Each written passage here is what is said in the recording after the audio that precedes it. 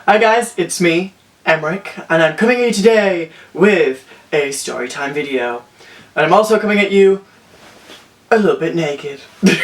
In case you couldn't already tell by the title, this is one of my story times from when I used to work in a bar, and this is the story of a guy who pissed everywhere. So if you don't like people talking about other people who piss everywhere, then maybe click away now. Okay, so the story begins, I was alone, and it was a Sunday. How do I know it was a Sunday? Because Sunday was the only day that I worked alone in this particular venue. Not many people came in, and I was a student, so it was good for me because I could just sit around and, do some work, which pretty much translated into me watching TV shows all the time, but, whatever. I'm not gonna say the name of the bar, but it was a karaoke bar, and the way it worked is that you booked out a private room, and you went in it, and it had a screen, and you'd go and you'd sing karaoke. I'm sat there, I'm working, kind of fiddling around the computer, and these people come in.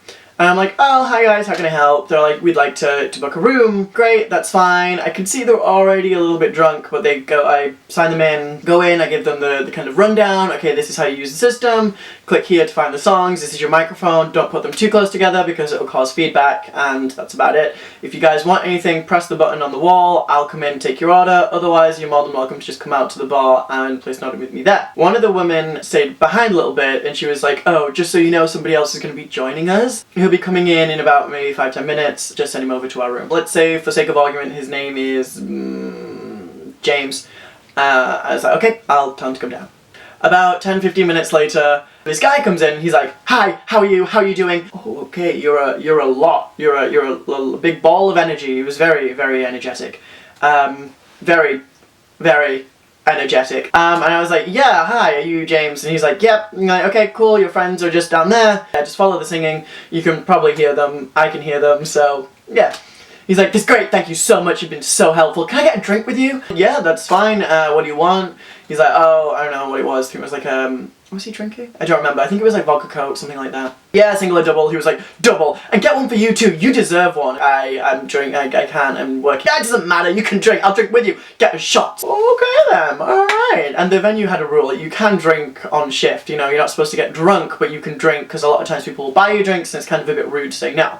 So I was like, alright, okay, I can do with a little pick-me-up right now. So he bought me a shot and put it on the room's tab and then poured him his drink and he went off to the room. It was fine. And bearing in mind, this guy was big. He was like 6'2". He was kind of cute, but after a while they were singing, and the lady from before who told me that James would be coming came out into the bar area to order some more drinks. And she just started talking to me like they do. She was telling me how she is the kind of, not carer, but kind of not the therapist of, but like emotional support system / therapist of James. Oh, okay, and y'all are drinking together and you're his counselor. Oh, alright. It was very Harley Quinn and the Joker.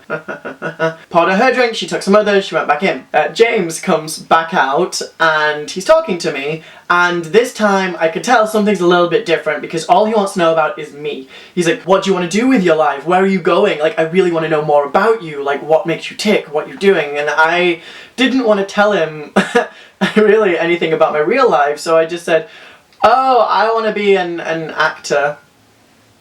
Part true, but not, it wasn't what I was studying or anything like that. It was just, a blanket statement that I just kind of pushed out there. And he was like, okay, do a scene for me.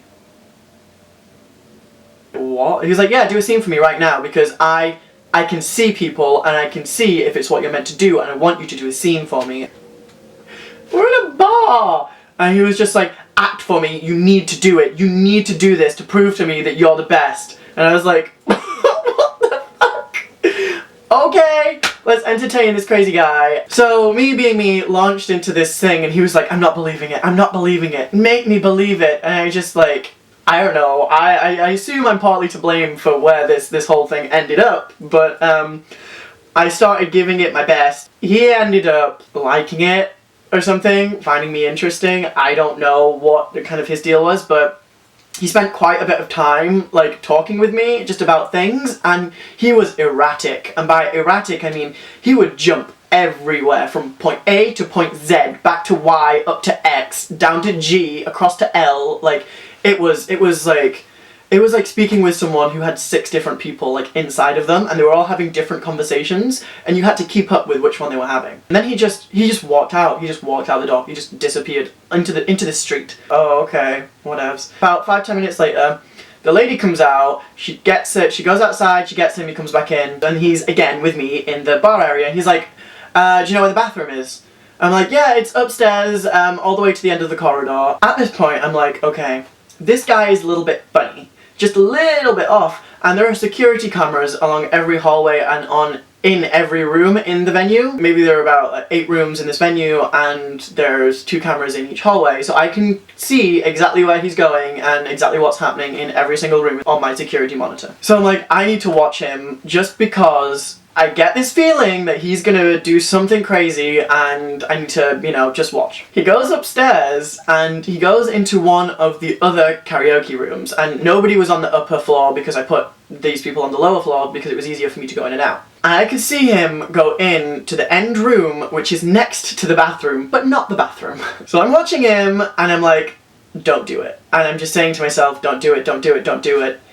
He unbuttons his pants. He drops trowel, gets out his cock, and literally just starts to piss everywhere in the room. And I'm just like, fuck no. Like, fuck am I cleaning this shit up? No. So I grab, because it's a bar, so we have the blue paper and the spray squirty thing to clean with. I grab a belt, I run upstairs as fast as I can, and I'm like, James, what are you doing? And he's like, still pissing everywhere. I'm like, stop it! You're pissing everywhere! Stop it! So he stops, zips up.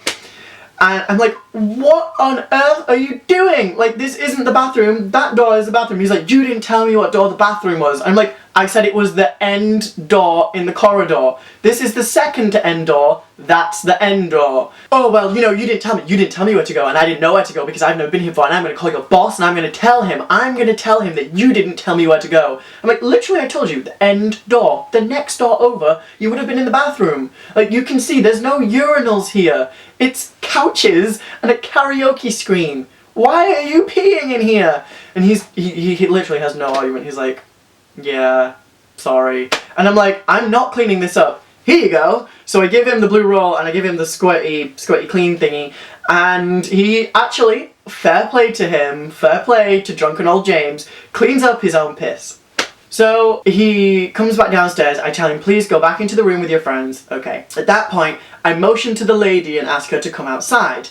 I say to her, like, just you know, to inform you, James just took a leak upstairs in one of the rooms everywhere, and I know it's not you or the rest of your party, but if anything else like this happens, I will have you removed. And she's like, I'm so sorry, I am so sorry.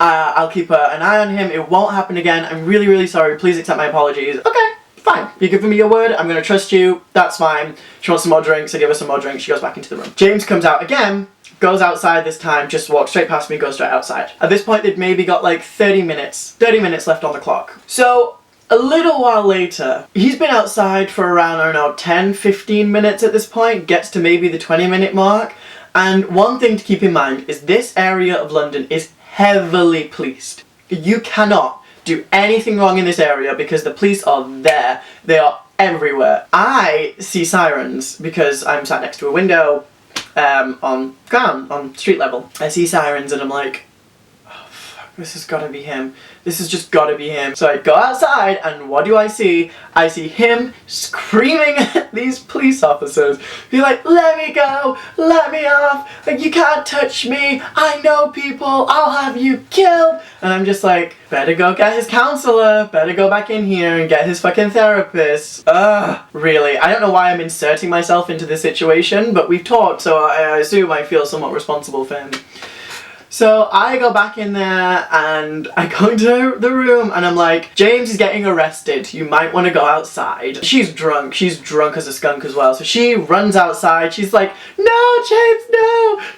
She like tries to talk to the police officers, but they're like, look, we're just gonna keep him for a little bit until he calms down, because he's clearly wired, he's clearly, you know, real extra right now, and we just want him to calm down a little bit. So we're going to take him, and we're just going to keep him somewhere away from everybody else. She comes back in, the rest of the people who are in her room have already gone. She's coming to me and she says, "Thank you for informing me." I'm like, "That's great, you need to pay your bill." She's like, "Oh, fuck, okay, yeah, sure." So she pays her bill. She's like, "I'm really sorry, but I don't have any cash to tip you with because you've been so helpful." I'm like, "I don't need anything, it's good. Just go and see to your friend."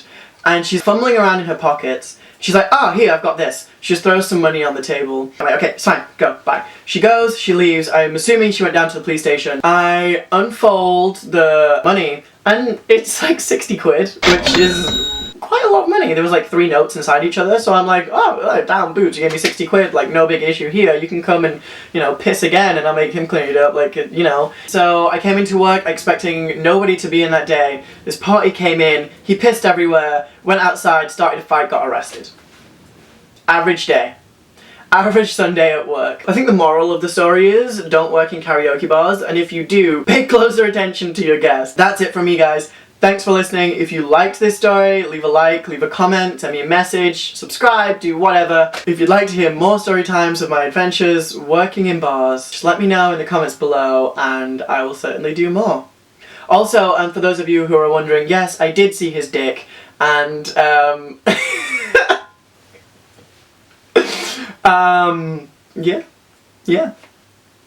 yeah, that's all I'm going to say about that. Until next time, as always, kisses from England. Bye, guys.